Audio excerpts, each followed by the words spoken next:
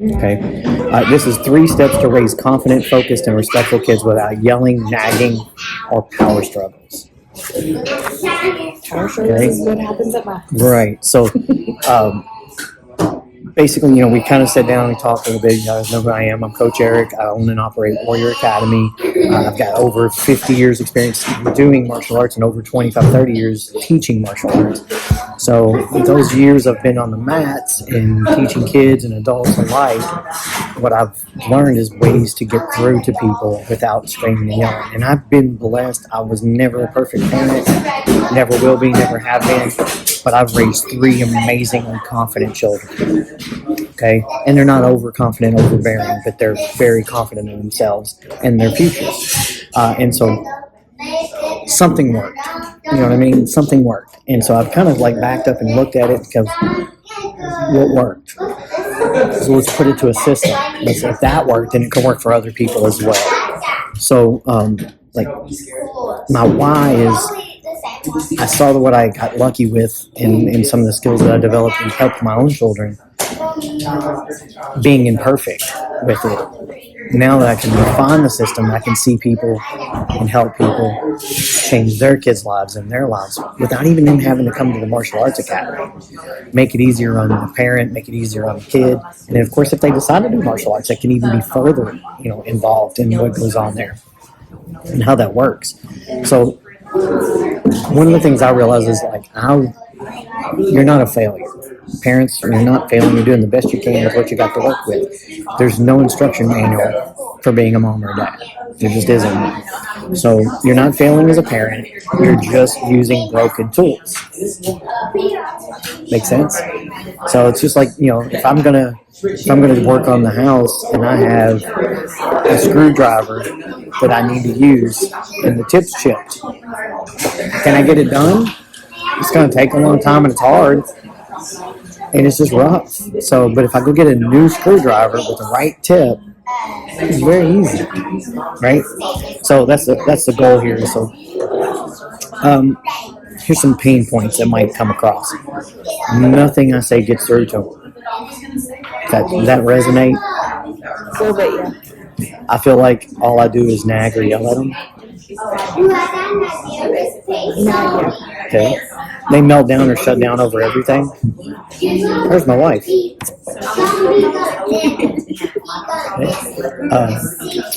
Says I want more respect, responsibility at home. Those are some pain points. Welcome aboard.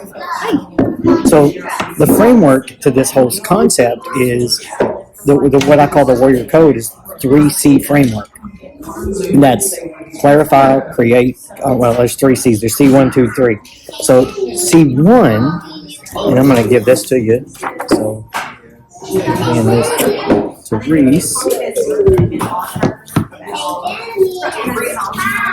So those are that. So some of the worksheets that I put together. C1 is to identify, right? Clarify identity. So if you look at it, your child behaves based on who they believe they are, right? We've dealt with that. Yeah. It's who they believe they are. And so our goal is to speak identity over their behavior. So one of the things that works in martial arts class is one of the things I teach is when a kid's acting up, I was like, we only accept the best kids here. And it immediately makes them kind of frown. You're like, why are you here? Because you're one of the best kids. That's the reason you're here. This is just not your best behavior, but you're one of the best kids. So you re-identify back to them having an identity as, oh yeah, I am one of the best kids. I'm lucky to be here. That kind of thing. So you can utilize that same tone as, not who you are, but whose you are, your choice of behavior, your choice of your actions, and you can relate back to their identity. Okay? So speaking identity over their behavior. Okay? It's more important than their behavior. It's an example, you're not lazy. You're a leader who needs a system. You get kids that are chronic ADHD or ADD. they really may not be lazy. They just don't know where to start, and they need a certified checklist system to go through things. And just make. And I'm that way. Okay. The scripture that ties into this is Proverbs 23:7. It says, "As a man thinketh in his heart, so is he, or so shall he be." Right. So what you want to do is, like on this worksheet, is write one affirmation for your child that you want them to identify as. Okay? Just take a few seconds to do that on your own.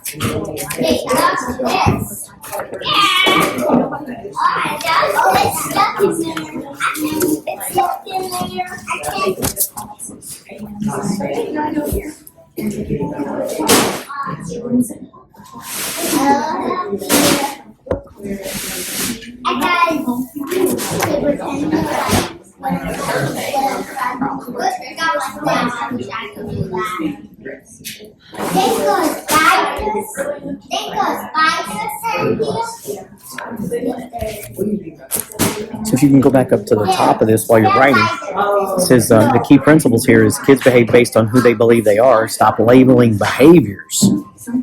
Start affirming identity. So speak life over them every day. Replace negative labels with warrior words. Tell them who they are becoming, not just what they did wrong. Okay? Fill in the one empowering identity that will speak over my child is. Remember we talked earlier, the I am statement. This is very important because when you say I am, you're speaking God's name before you add an adjective or a descriptive word behind it. Be careful what you say. You know, that's what I mean. That's what I personally think taking the Lord's name in vain means. Okay? Is when you overstep God's creation and you negatively talk down and you put his name on it. I am. First thing he said to Moses was, I am that I am. Right? All right, so there's that. So now C2 is about creating consistent structure. Okay? So this is the next page over here. This is, confidence comes from predictable patterns, not pep talks.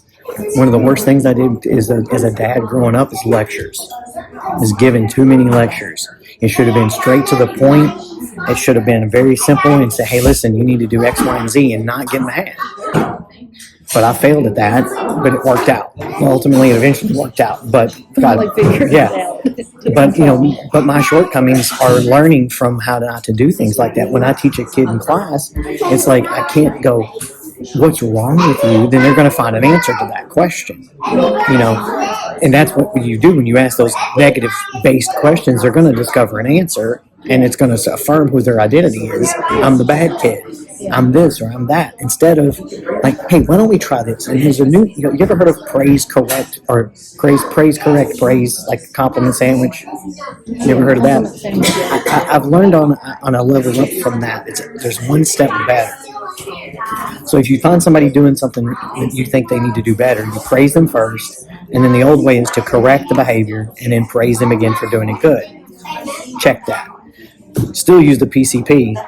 Okay, praise instead of correct, challenge. Change the word from correction to challenge. Hey, I challenge you to clean up your room. Okay, they like video games. They like games to have, outcomes, next level. That's the whole purpose of it, right? Make it a game. Make it a challenge for them. Like, see how fast you can clean up your room. Okay, I don't think you can do it in a minute. Or I don't think you can do it in 15 minutes. What do you think? You think you can? I bet you an ice cream you can. Something, just something, whatever. Trip, whatever they want to do. Show how small wins, create emotional stability. So I do this every single day when I get up. Or every evening, I should say. At the end of the day, I write down my wins of the day. Okay? This is what I write. Okay? But if you can do this with a child, you say, hey, do you pick your kids up from school? I only have them every other week. Okay. Well, one of the worst things a parent can do when they pick a kid up from school or an activity or anything like that, what'd you learn? That's not a good question. Because their answer is, I don't know, nothing. What'd you do today? Nothing. That's always the immediate answer. It's like, hey, tell me one thing that you had a blast doing today. That's a win. You get them to answer the question with a mindset of a victory over something. Like, I won. You win small win. You win the day by small incremental wins. You don't win the day massively. I never have a bad day. I have many moments in days and lots of little wins that overpower those. Yeah. Okay.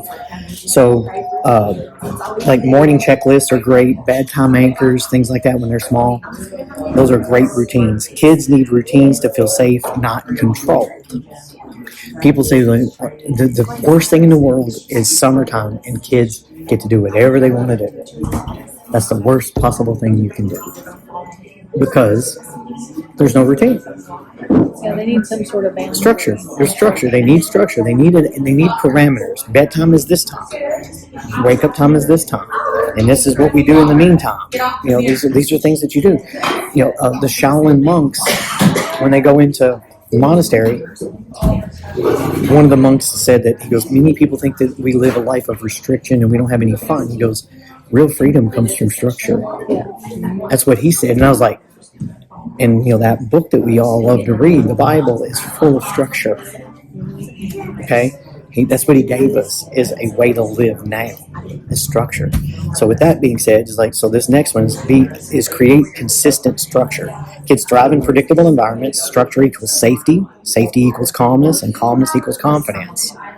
Okay? Use visual routines, morning, afternoons, after school, and bedtime routines. Keep expectations clear and simple. Be consistent, not perfect. Okay? As a parent, stop beating yourself up for not doing things perfectly. Okay? Right? One routine I will reset this week is we will rebuild our blank routine starting with blank. You fill in the blanks there. That is fine. You don't have to rush. You don't have to rush at all.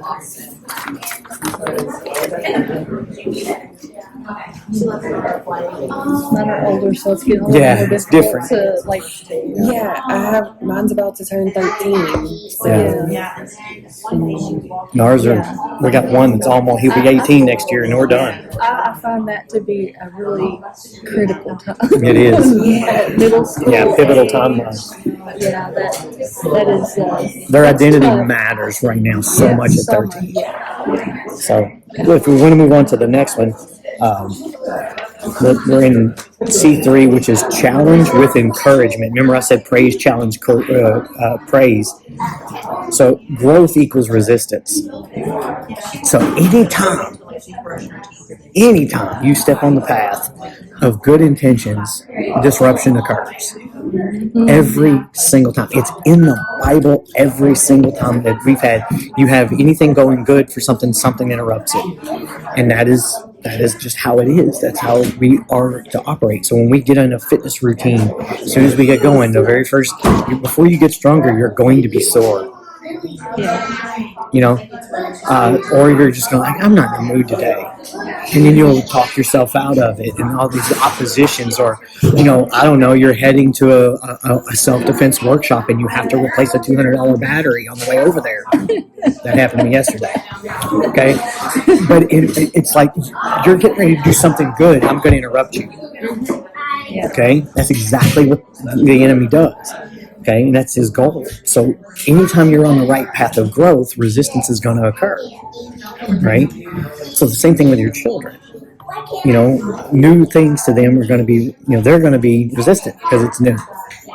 Okay, but once it's solidified into a routine, they're going to go, okay, this is actually better for me.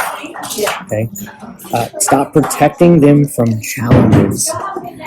Jordan Peterson, one of my favorite, I've seen him speak live, and one of my favorite things he says is never interrupt a child doing dangerous things carefully. And that's so powerful. So the only way they're going to grow is to experiment outside of their comfort zones. Okay? And, it could be dangerous, but they'll be all right. If they're being careful, if they're being reckless, that's a different story. But they're not being reckless, they're being careful. Be there for them, catch them when they fall, help them back up, but don't stop. Don't go, don't climb on that. You know, Like a tree. if they're being reckless, that's different, right? That's a whole different scenario. This is hard, but you're built for hard things. That's one of the ways you want to talk to children. Yeah. Like, okay, I'm learning Spanish. It's complicated for me. Okay, Japanese comes easier for me because of the martial arts background. But I want to learn Spanish because it's more of a usable language for me in this area. In this day and age, Spanish is a very good thing to learn. Okay, it's complicated, but if it was easy, I would already know it. Does that make sense? If it was easy, I would need to learn it. I'm studying chess. Okay, the game chess. It's hard. Okay, it's a complicated game. It's very deep strategy. But if it was easy, I'd already be a chess master. So jiu-jitsu's hard, but not for me now. Why? Because I've been doing it for 30 years. I have repetition over that fear. That's real confidence. Real confidence is from doing hard things and knowing you're going to fail and be okay with that. Yeah. So letting your child experience the fact is like, yes, it's hard, but you're built for hard things. That's an identity shift right there. Yeah. You're built for hard things. Okay. Build what you call grit phrases for your child. Okay. Grit phrases, are stuff that kind of makes them step up. It makes them step into their new identity. Confidence is built at the edge of comfort. Let kids fail forward, not fall down, right? With your support. Okay? Encourage effort, not simplicity or ease. Use grit phrases like "you're built for this," things like that. You're on the verge of your next level. Try again. You're almost there. Kind of give them some you got this level mentality, and then let challenge develop character. Okay. One of the things your child will never be disappointed that they've developed is a strong character. So let them develop character through challenges, things that are complicated. Yeah. Okay. One grit phrase we will use in our house is, in our home we say, enter the ball. Mine is, we never give up. We don't quit. I might lose, but I ain't quitting. I don't mind losing. I don't like it, but I don't mind it. Or it's learning. Yeah. No, sometimes you just lose, Okay. but you do learn from it. But Master Carlson Gracie Sr. said, in jiu-jitsu we don't lose, we learn, or we win or we learn. That's how he said it, and it's true. But your mindset, sometimes you get defeated, and so if you allow defeat to be your norm, then you never learn anything. Make sense? So